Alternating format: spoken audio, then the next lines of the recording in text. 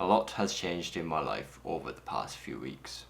I moved in with my girlfriend and now I live in a different place. I started a new job which requires me to work full-time from home, which I had never experienced in the past.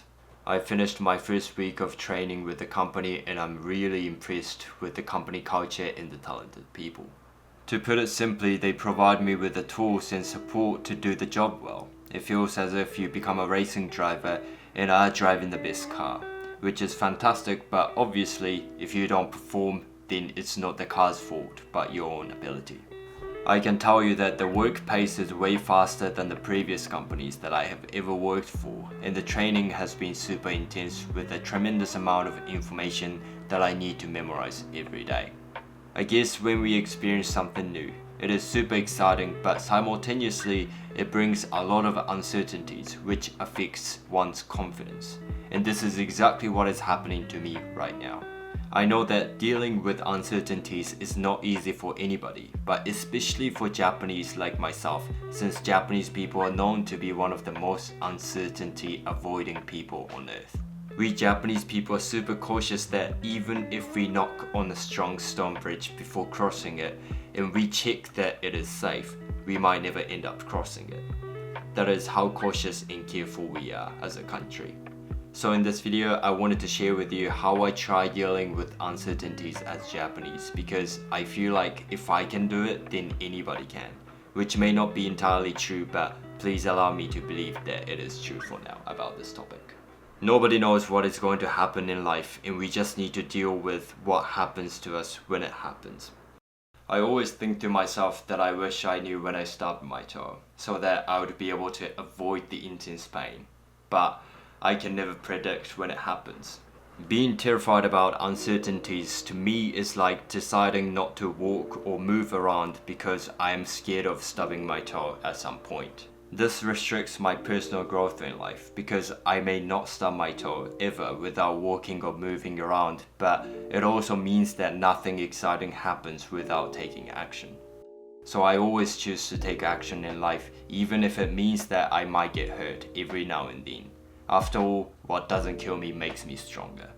Understanding the power of not being confident. Growing up, I always wanted to figure out how to be more confident as a human being. It's because I always thought that being confident is cool and attractive.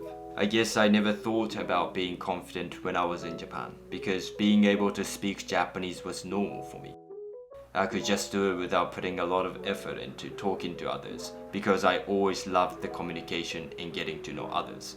But after I started studying abroad in New Zealand at the age of 15, I began thinking about how I could be more confident around others. It's because I would always feel nervous and sweat all over the place when talking to others in English.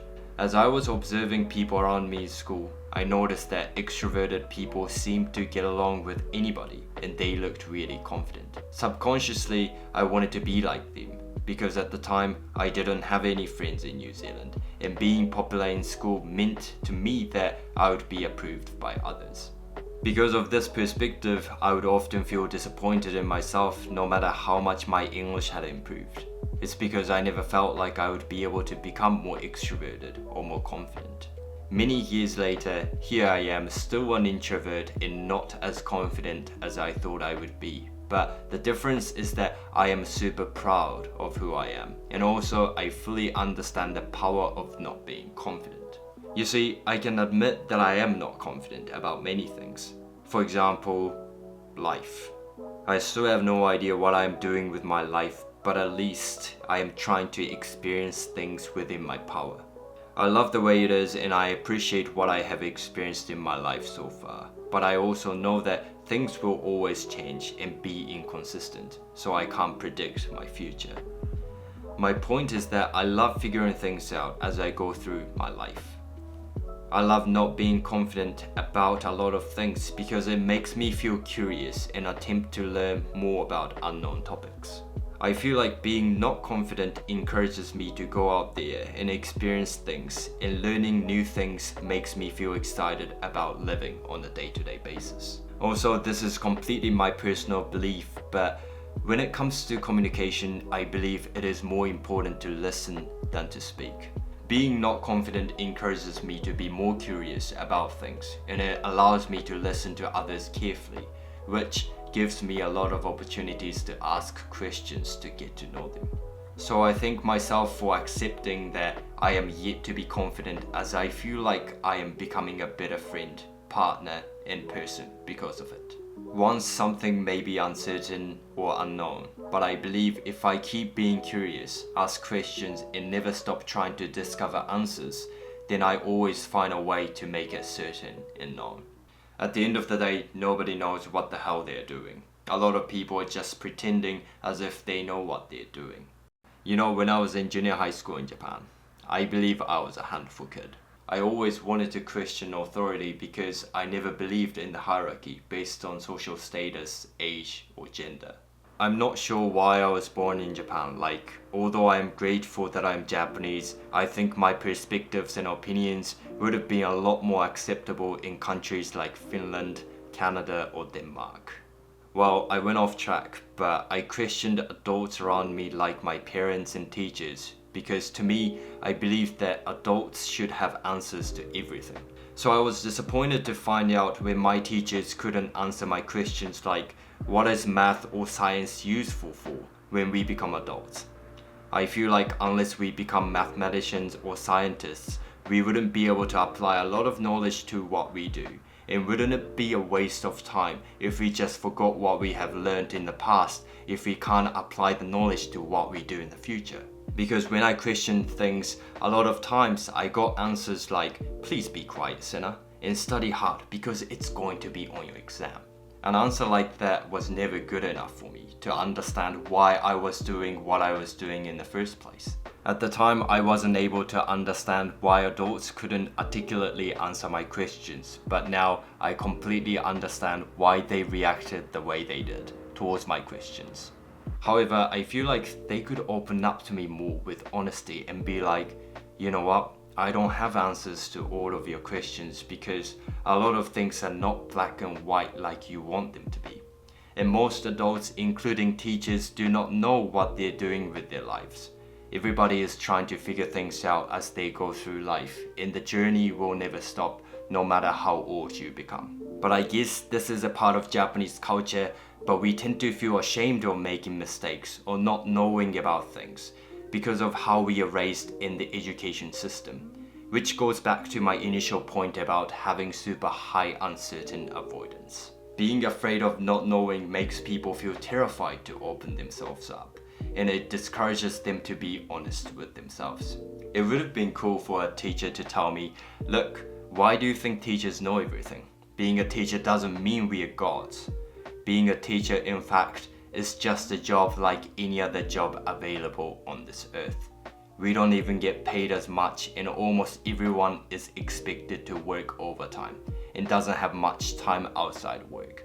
How do you think we know how we can apply the knowledge outside what we teach when in fact we have never become anything else apart from being teachers? Then probably I would have been able to direct my frustration to the societal system instead of being upset with the people around me. But well, it didn't work out that way for me, unfortunately. My point is that nobody knows what they're doing, so this fact should encourage me to do whatever I want to do in my life. This became my personal preference, but I get bored of knowing who I would end up becoming like in the future. Like when I was working for my previous Japanese company, I could see that I would work overseas for 8 to 15 years. Then I would come back to Japan around 40, keep working until the age of 65 or 70 within the company, depending on how the Japanese economy is doing. Given the fact that a lot of people around me complained about their work or company culture, I would probably keep wondering why I am doing what I'm doing frequently, because the salary is not bad. You know what, I'm already bored of listening to my own story, so I quit because it's not how I want to live my life. Although my new job is super busy and intense, I somehow feel more alive than in the past.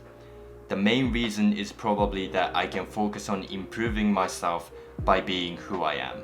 This company encourages diversity and the importance of being yourself, which I definitely believe in. I guess I feel like for the first time in my life, I'm in the right political party and I finally have a sense of belonging.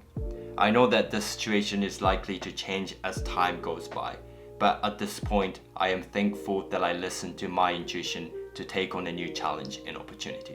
I have no idea what I'm doing with my life, but the more uncertainty and unknown I dive into, the more I understand that I can encounter new experiences and stories that I'll be able to share with others. That's the end of the video today. I hope you guys enjoyed this topic. If you like this video, please give this video a thumbs up, because when you hit the like button, the YouTube algorithm helps my channel grow and reach people who are interested in the topics that I discussed on my channel.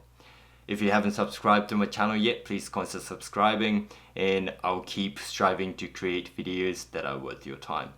If you have any questions or comments, please let me know in the comment section below, and I'll see you guys later. Bye!